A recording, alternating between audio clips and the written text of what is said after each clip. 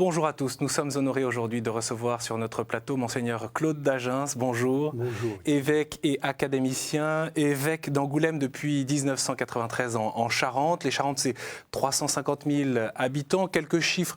Une petite centaine de prêtres. Un peu moins de 197 vivants. 8 diacres permanents. Comment vous décririez l'Église qui vous est confiée aujourd'hui ? Comme tout diocèse, comme toute église locale, ce n'est pas une superstructure, c'est un ensemble vivant, c'est une partie du corps du Christ. Alors, on peut le dire en termes sociologiques, il faut dire 350 000 habitants, une centaine de prêtres, un certain nombre de diacres, beaucoup de personnes qui sont relais paroissiaux ou membres des équipes d'animation pastorale, et puis on peut le dire en termes de discernement spirituel. La vie d'un diocèse, d'un ensemble vivant, qui est le corps du Christ. Je dirais, comme beaucoup de diocèses, nous faisons une double expérience contrastée. Nous vivons l'affaiblissement incontestable des institutions catholiques, et en même temps, et c'est un autre phénomène que nous percevons trop peu, une espèce de recomposition intérieure du corps du Christ, avec une animation nouvelle ou dans des conditions nouvelles de la foi chrétienne en Dieu et de la charité chrétienne, qui passe par cette formation ordinaire qu'est la pratique de ce que nous appelons chez nous la pastorale des relais paroissiaux, la pastorale de proximité, et puis cette expérience relativement neuve, quand des prêtres et des laïcs apprennent à rester eux-mêmes et à porter ensemble la charge commune de la mission chrétienne, alors ils découvrent autrement l'Église. C'est-à-dire parfois des ajustements, des déplacements. Non pas comme un rapport de pouvoir, mais comme une participation diverse, différenciée, les uns à partir du baptême, les uns et les unes à partir du baptême, les autres à partir de l'ordination, comme une participation au corps du Christ, et au corps du Christ tel qu'il est, c'est-à-dire, comme dit le Concile Vatican II, cette expression qui a tant de conséquences, signe et instrument de l'union intime avec Dieu et de l'unité de tout le genre humain, au service de la communion, à l'intérieur de notre humanité, inscrire le dynamisme de l'Évangile. Je trouve que mon diocèse, alors qu'il y a un certain nombre d'années, nous faisions l'expérience davantage de l'usure, d'une certaine fatigue, d'un désenchantement.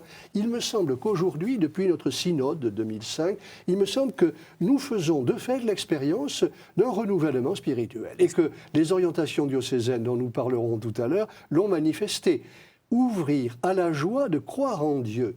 Je vous assure que quand on se situe ensemble, prêtres et laïcs et religieuses, sur ce terrain de l'expérience spirituelle, quelque chose se renouvelle dans notre façon de vivre le mystère de l'Église. En tout cas, vous parlez de cette forme de maturité, peut-être de basculement d'une manière positive, de sursaut. De maturation, de germination. D'où peut-être d'ailleurs ce titre, Catholiques en France, réveillons-nous, c'est l'un de vos derniers ouvrages, mais d'où on voit, et on sent d'ailleurs à travers ces lignes, vos différentes interventions, cette vigueur et cet appel à l'engagement. Hein. Oui, ce livre vient de mon expérience diocésaine. Je recommande en particulier la première conférence que je dois au diocèse d'Angoulême, qui est de 2008 ou 2009.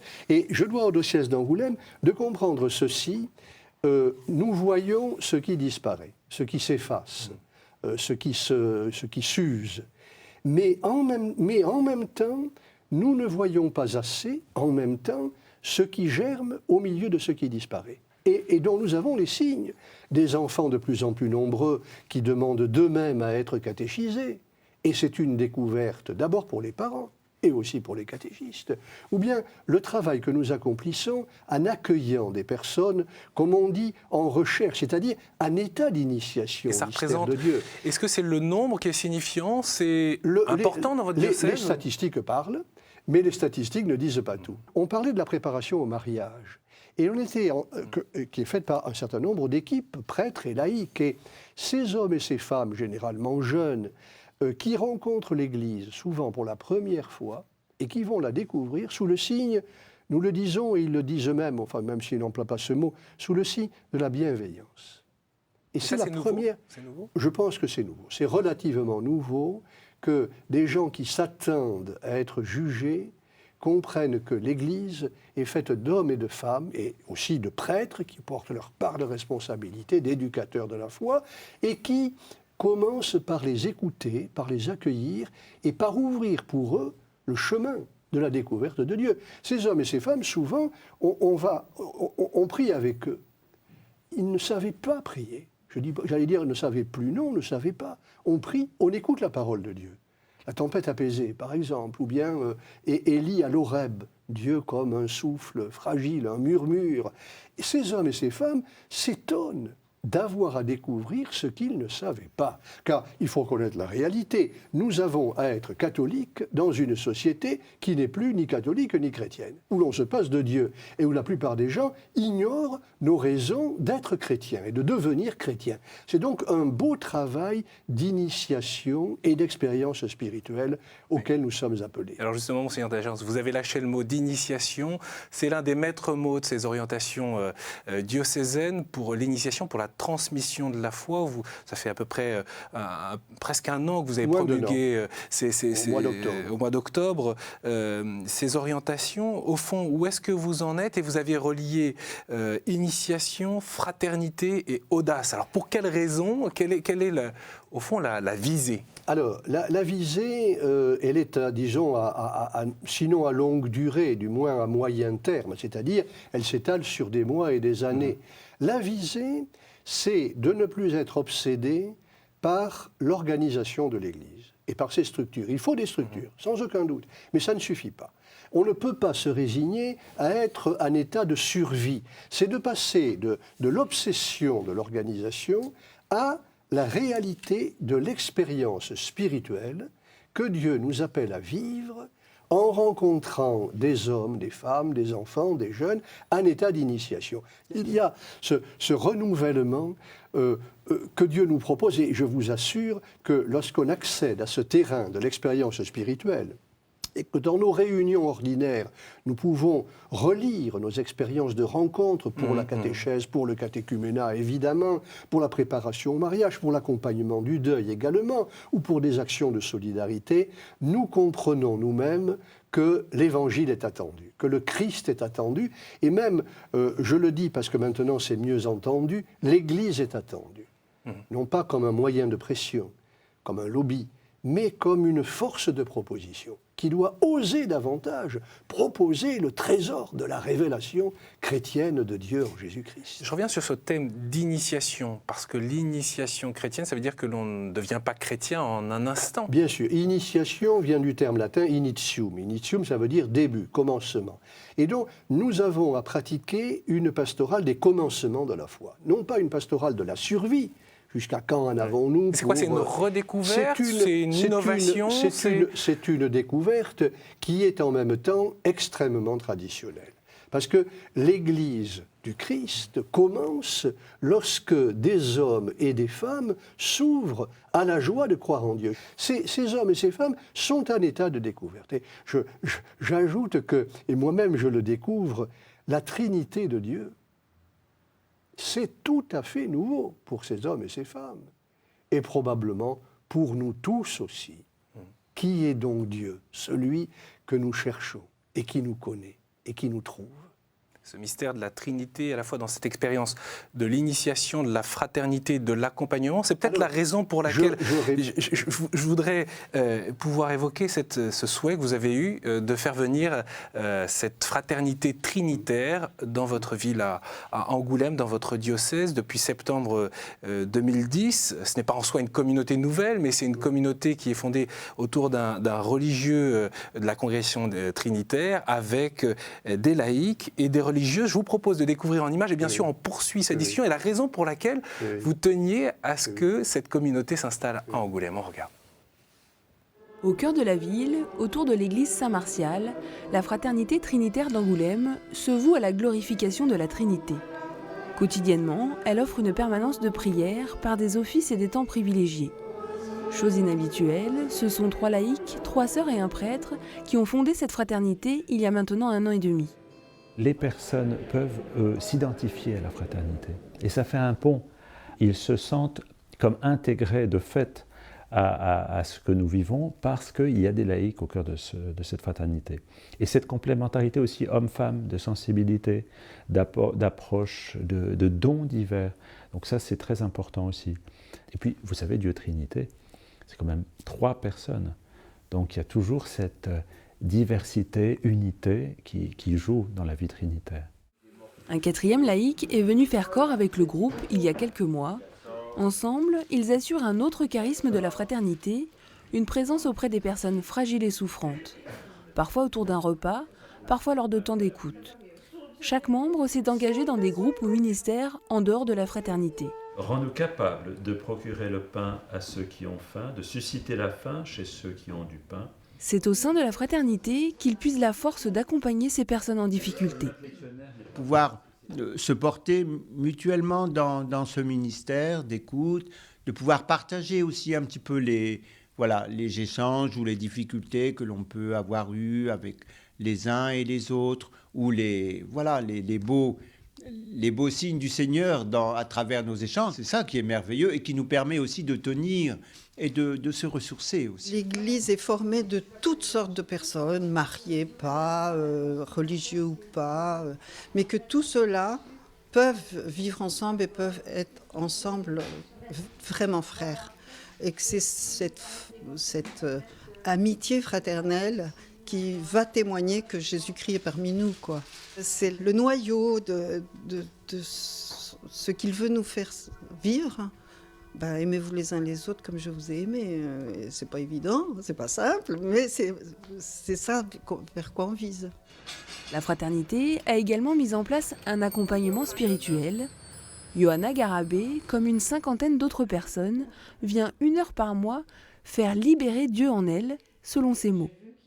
Il n'est pas facile parfois de faire le lien entre sa foi et la vie au quotidien. Et c'est ça que nous cherchons dans l'accompagnement spirituel, c'est de trouver cette route.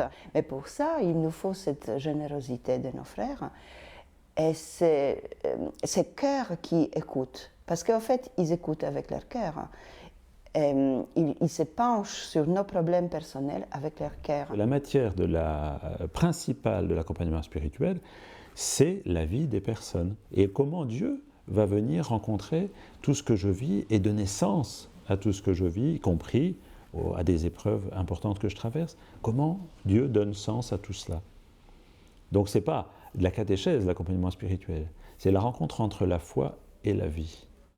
Ancrée dans la prière, la fraternité vit des relations simples et joyeuses. C'est devenu une présence priante et aimante dans la ville. Monseigneur d'Agens, au fond, que se passe-t-il à travers l'adoration de la Trinité, cette vie communautaire, et puis cet accompagnement spirituel qui se fait présence dans la vie de tous les jours? Parce que parfois l'accompagnement spirituel, on le pense réservé aux cathos pratiquants, bien sous tout rapport, et on découvre que finalement, pour les humbles, c'est capital. Il faut revenir sur Fraternité Trinitaire, puisque le prêtre, le père Denis Trinet, qui est un grand ami, est un père de l'ordre des Trinitaires, les religieuses sont des Trinitaires, et les 4 laïcs, de femmes et de hommes, sont liés à cette fraternité. Le fondateur des Trinitaires, Jean de Matta, c'est la fin du XIIe siècle, à l'époque des croisades. Et il a eu la vision, au cours de la première messe qu'il célébrait comme prêtre, du Christ libérateur des captifs. Le Christ qui, pendant l'Eucharistie, lui apparaissait avec ses 2 bras tendus, l'un pour prendre un prisonnier blanc et de l'autre côté un prisonnier noir. Et il les prenait pour les libérer. Et donc, libération des captifs, et nous disons aujourd'hui des personnes captives de ceux qui les enferment, d'une manière visible ou invisible. Et donc, comme on l'a dit, et c'est la mission que j'ai confiée à cette fraternité trinitaire, qui actualise un charisme ancien, qui n'est pas une communauté nouvelle à proprement parler, mais qui actualise aujourd'hui dans cette église Saint-Martial d'Angoulême et au-delà, le charisme de Saint Jean de Matta.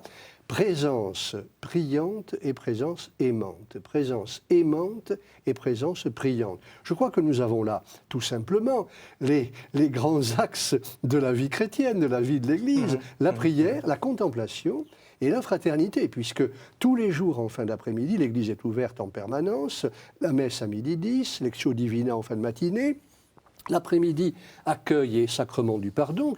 Beaucoup des prêtres retirés et âgés qui sont à la maison diocésaine viennent aider la fraternité trinitaire pour le sacrement du pardon. Et en fin d'après-midi, adoration du Christ, de l'Eucharistie et de la Trinité, et célébration de l'office du jour, enfin des vêpres. Et beaucoup de personnes passent. Et à la messe, il y a quotidiennement au moins une vingtaine de personnes. Et le dimanche après-midi, depuis près d'un an, un accueil de jour où des paumés s'arrêtent. Et que de personnes qui passent, parce que c'est au bord du quartier commerçant et central de la ville d'Angoulême, que de personnes dont j'entends parler ou qui viennent me parler elles-mêmes, trouvent là un lieu d'apaisement. Notamment des personnes divorcées. Oui. Que l'on accompagne également, non pas pour changer la discipline de l'Église, mais pour leur offrir précisément un moment et un lieu où elles puissent être reconstruites de l'intérieur, et pour toutes les personnes qui passent à Saint-Martial d'Angoulême. Alors pour reprendre votre titre, Catholiques en France, réveillons-nous, de cet ouvrage, vous dites aussi, avec ce mot qui est bien le vôtre, la tradition chrétienne, hein, selon votre sens, avec un grand T, n'ose sans doute pas assez dire ce qu'elle a à dire. Au fond, à travers cette expérience très concrète, diocésaine, vous considérez que l'Église dit ce qu'elle a à dire? Et pourquoi? Pour qu'on puisse comprendre. Sans aucun doute, pas assez. Je crois que nous avons, alors, c'est pas seulement une affaire de communication.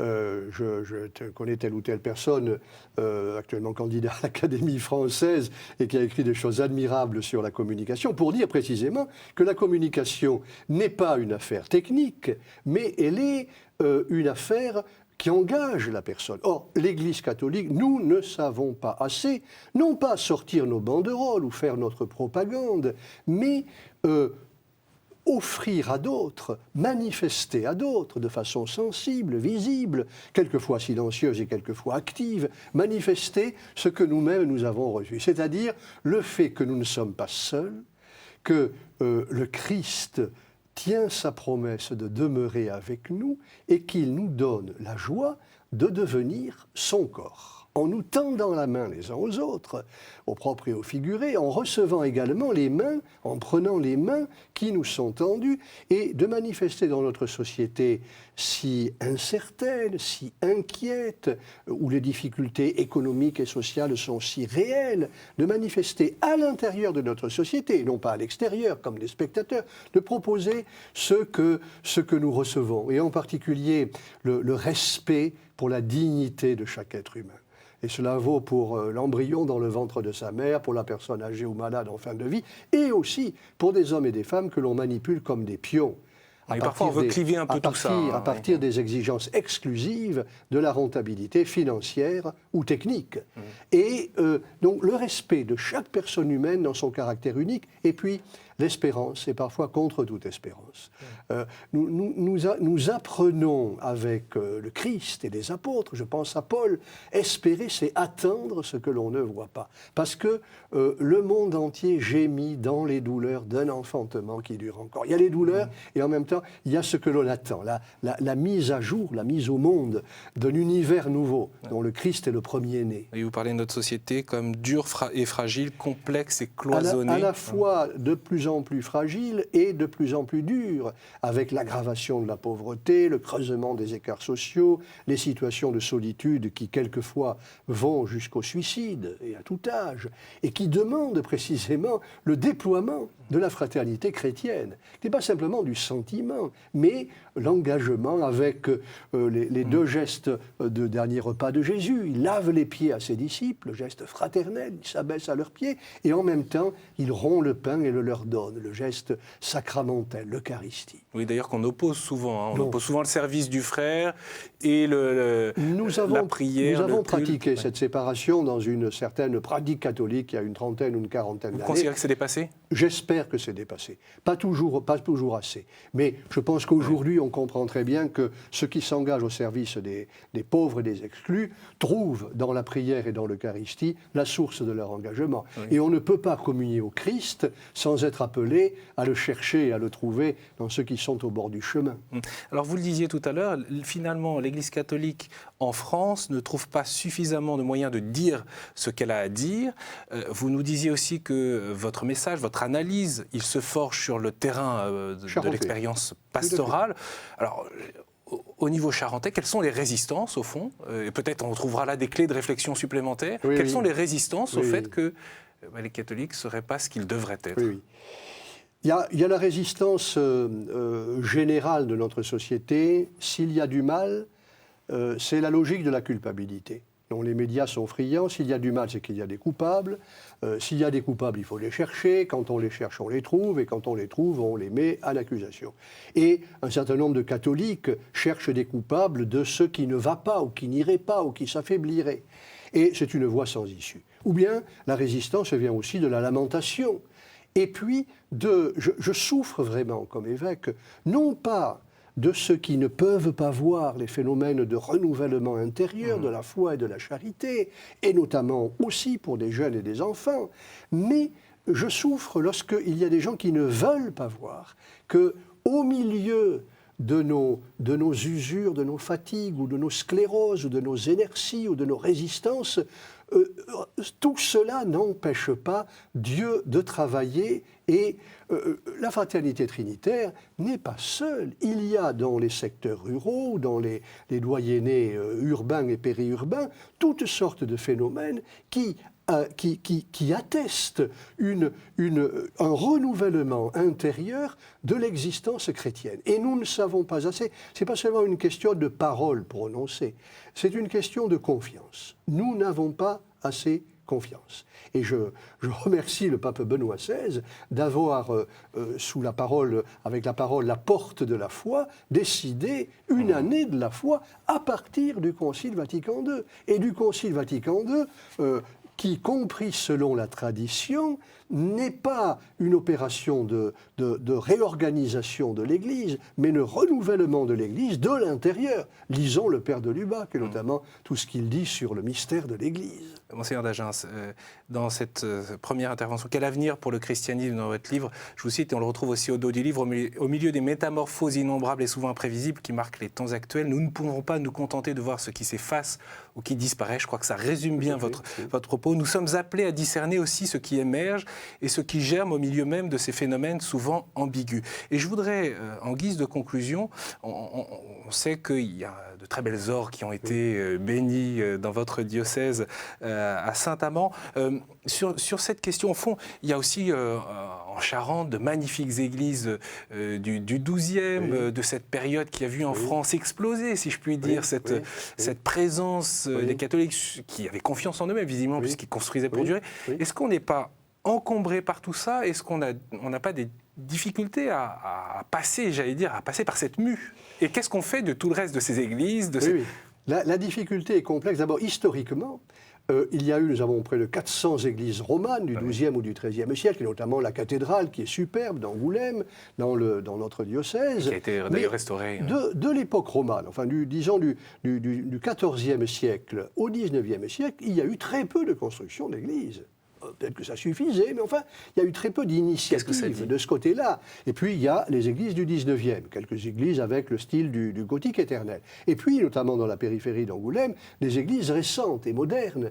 Mais ça veut dire que l'époque médiévale, l'époque romane, c'est un temps où l'Église et la société et l'État sont étroitement liés, pour le meilleur ou pour le pire. Ce n'est plus la situation actuelle. Et nous sommes dans une société qui n'est plus chrétienne. Et nous avons besoin de comprendre nous-mêmes, sans nous lamenter, que nous avons à devenir chrétiens dans cette société qui n'est plus chrétienne, mais où la nouveauté chrétienne peut être comprise et reçue précisément comme une nouveauté. Et je rejoins ce que nous disions tout à l'heure au sujet de l'initiation. Et puis, par rapport aux églises, il nous faut apprendre à passer d'une conception patrimoniale à une conception spirituelle. Y compris parmi les catholiques, les églises romanes sont des monuments historiques. Et on les respecte comme des monuments historiques. Mais ça ne suffit pas. Ce sont des lieux de présence de Dieu. Je regarde souvent les livres ouverts, au fond ou à l'entrée des églises, avec des paroles qui sont écrites. Eh bien, il y a beaucoup de personnes de passage, des pèlerins, qui s'arrêtent pour guetter la présence et le passage de Dieu. Dans notre société d'indifférence, l'attente de Dieu, du Dieu vivant, est aussi une réalité. Mais c'est à nous, catholiques, de comprendre cette réalité relativement nouvelle. Un immense merci, Monseigneur d'Agens, d'avoir été avec nous. Je rappelle le titre de votre ouvrage, Catholiques en France, réveillons-nous. Bien sûr, l'actualité de l'Église en Charente, vous la trouvez sur le site internet du diocèse, tout comme cette émission sur le site de KTO, et bien sûr que vous pouvez faire circuler sur les réseaux sociaux. Je vous dis à la semaine prochaine. Merci pour votre fidélité.